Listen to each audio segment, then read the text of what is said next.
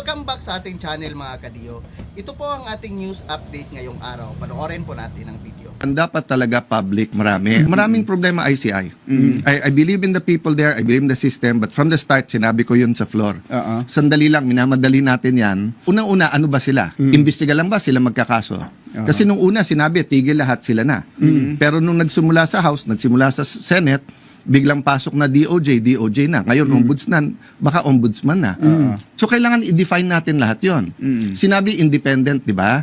Ang hugot kasi nito, nung panahon ni President Marcos Sr., dahil nga martial law, kumukuha sila ng napaka-credible na tao, ginagawa nilang independent commission. Ang independent, ibig sabihin, hindi dependent sa Congress, hindi dependent sa Malacanang. Unang meeting nila sa Malacanang Doon din nanumpa. Naglagay ng investigador, si Mayor Magalong, inintriga, tinanggal din. Hindi independent yun. Diba? So, I'm not saying hindi independent yung mga nandun, ha? Ang sinasabi ko lang, magandang idea, magkaroon ng independent commission, pero may mga problema tayo.